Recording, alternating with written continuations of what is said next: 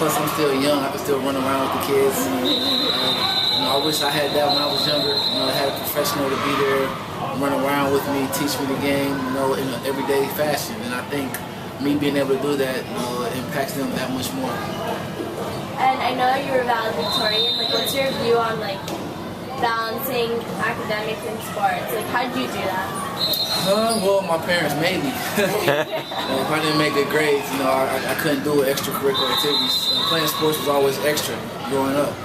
Now it's my job, but growing up it was extra. So in order to do what I wanted to do, play sports, I had to make good grades. So I think having that balance in life allows you to be a well-rounded person. I think being a well-rounded person helps you in all aspects of life, sports and in regular life situations.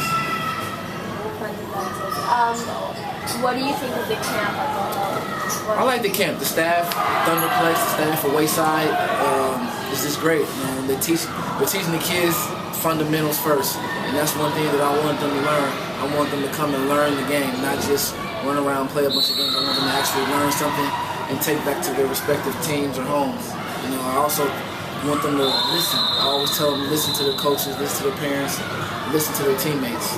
And then I want them to also have fun and compete. Norris, being that you were a valedictorian, what's that like? Because you can go in there and tell the kids firsthand about the importance of the academics, and how much of an impact when you're at the ThunderPlex or if you're other places when you're talking to the kids and they hear that, how much of an impact is it to hear it and actually see it?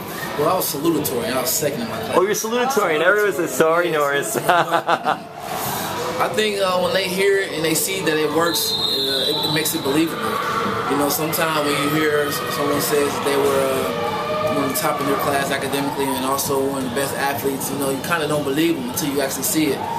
So when they see me, they actually seeing someone who went to college, got his degree, someone who had good academic standards, and also someone who excelled on the athletic playing field. So they know that it's possible.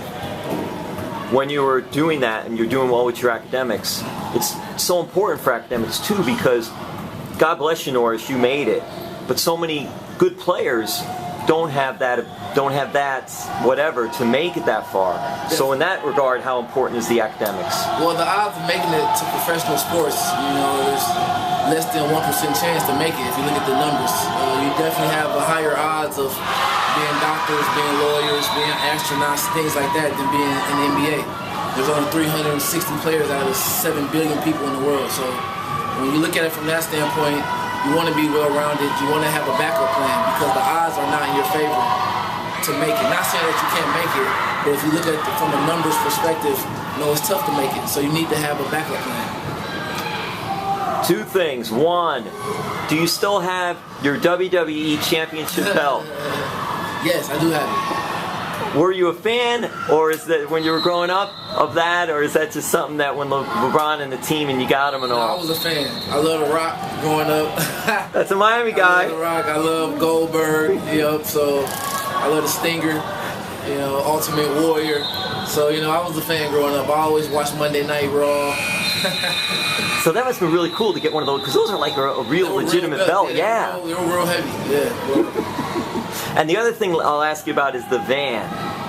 Went to the playoffs, got to go as a fan, and saw that big van that you guys had outside. And I guess the story was that's the van your family would take to go travel to watch you play. Yeah. What was the van? Tell us about the van. Well, it was a normal van for me.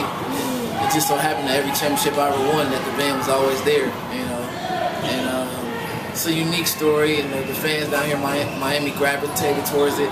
Everybody signed it. Everyone signed it. So now it went from being a regular van to an antique.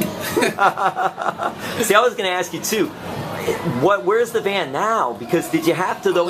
Because if everyone signed it, did they have to erase that or anything? No. They left it as is and all. Yeah, I don't really know. It's the team's property right now. Norris, thank you so much. Thank you for what you're doing for the kids. Thank you.